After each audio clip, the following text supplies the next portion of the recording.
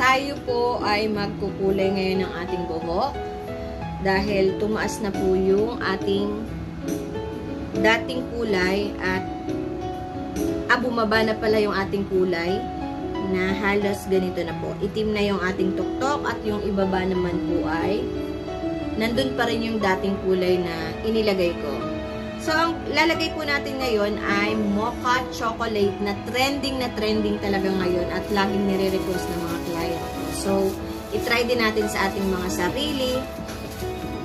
Itatry ko din pala sa aking sarili para malaman kung maganda nga ba, bagay nga ba sa akin. Kasi, bihira talaga akong magkulay ng parang medyo, yung mocha chocolate kasi parang medyo may pagka-burgundy at alam mo may pagka-touch of red din siya na may pagka-chestnut. Halo-halo nga. Kaya, gusto ko rin talagang subukan para sa akin.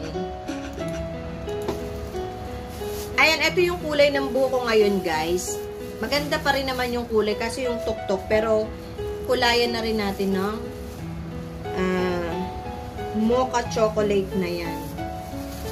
So, kasi marami na akong nakulayan. Pero, sa akin, hindi ko pa na-try sa aking sarili. At, ipapakita ko sa inyo guys kung ano yung result at abangan nyo kung babagay din nga ba sa inyo kung sakaling kayo ay magpakulay or kung babagay din ba sa akin kung sakaling matapos at makita po natin ang result. Ayun guys.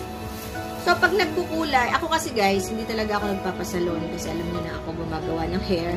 Ganon din sa aking sarili, ako na rin po ang gumagawa kasi natatakot na rin ako kasi sa Pilipinas nagpagawa ako, ayun, hindi ako masyadong masaya. Kasi nga, nasira, di ba? Pag nasisira ang buhok natin, nalulungkot tayo. Ay, sorry, nahulog ang aking suklay. Ganito ko lang sinesection yung sarili ko pag ako nagkukulay. Ayan, dito, sa harap muna, tapos, ganyan. Wait lang, kunin ko yung ano ko. So, ayan guys, ang ginagawa kong pagsisection ng aking buhok. Para talagang, eto pa, section by section. Para makulayan nyo talaga yung mga, tapos, etong nasa likod, lagyan din po muna natin ang clip. Para maabot natin lahat. DIY kumbaga.